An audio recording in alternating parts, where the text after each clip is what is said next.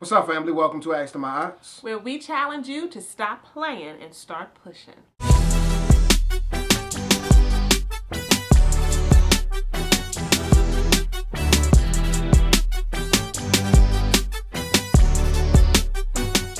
This is my beautifully delicious, exquisite, compassionate, understanding, Are you really trying to outdo me right here? That's what he's trying to do, y'all. and trustworthy wifey. All right, and this is my wonderful, conswappiest husband. Conswappiest? Aize. Okay. I took it back to my childhood. When I was growing up, my father used to always say the word conswappiest. My father and his father. What does that mean? And it was just a word that was in my family. It's just, no word can outdo it.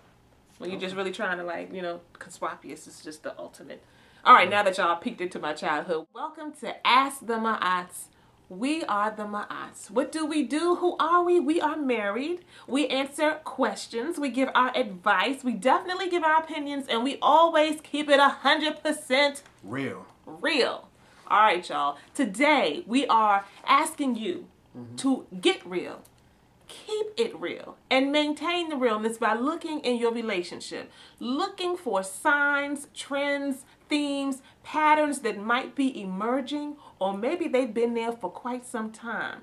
But if you find any of the things that we're going to share with you today in your relationship, know that you are in danger, my friend. The relationship is in danger. Bom, bom, bom, warning. So pay attention, be real, and be honest. And then start to move toward resolution. All right, the first thing that you want to pay attention to is escalation. Escalation in your relationship. It's basically, when you are trying to up the ante over and over again. You say something, now I say something. You ain't even focused on the issue no more.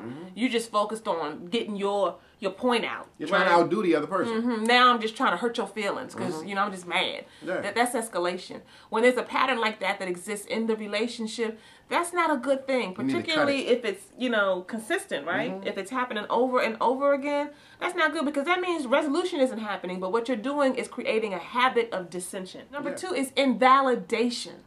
Invalidation ain't nothing like it. Everybody wants to be validated, do they not? Everybody wants to feel like what they have to say is important. When we get into putting down our spouses, like condescending comments. Oh yeah. We all got the capacity. Some do it better than others, but that's not a good. Why you look at me when you say that? No. Some do it better than others. We all have the capacity to make these condescending comments, and we do it sometimes subtly. Yeah. Sometimes it's straight up like, that's stupid. That just don't make no sense. But there's subtle things that we do where people feel devalued, That's a danger sign in your relationship. Whether you're using your education, to put someone down, or just using your income, right? These subtle kinds of things. Invalidation is a dangerous pattern that can start to rear its ugly head in the relationship. And if that's happening, you need to cut it, and you need to look at what the root of that is. The third thing here is negative interpretations. Negative interpretations. One of the things we always tell our couples is this, when we're working with them: take what your spouse is saying at face value. If you're having a conversation about something, what we tend to do is read into what the other person is saying. And what you have to learn how to do is just to not respond to your reading into things. I think it's kind of automatic. Like, I do it all the time. Yeah, you do. I do, don't I? Yeah. I do. But, you'll check me. He checks me and said, that's not what I said. And that's not what I mean. I'll give y'all one perfect example of how my wife has done it. Yeah, I will. I'm doing it. Okay. Sometimes, I might take the initiative I'm just playing, and go out and get some food for the family to eat. And I might decide to make dinner for the family. And I'm doing this because... You're going to try to use an example, make him look all noble and whatnot. I'm doing this because, I might want to give my wife some space, take the load off of her back, make it easier for her, and, just tend to the children so that she can have some space and, life is all gravy. But my wife has told me that, me doing that particular act, it doesn't necessarily relieve her or free her up the way that I might think that it does. She might be reading into my behavior and into my actions, and me doing what I'm doing could be interpreted by her as saying, I feel like what she does in that particular area is inadequate. And so she's reading deeply into my actions.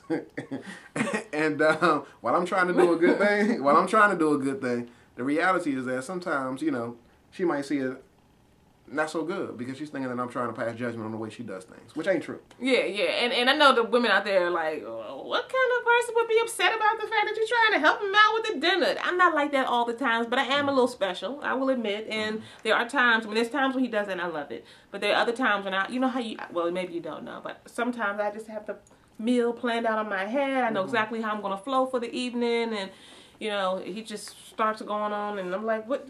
This is my area. What are you doing? And I get a little agitated, but I'm reading into his actions. I'm not trying to do nothing to her, but she might be thinking that I am trying to do something. Yeah, like, I mean, do you have a problem with what I was planning on making? And I remember what you said the other day about, you know, you feel like I'm not making enough healthy stuff, and blah, blah, blah.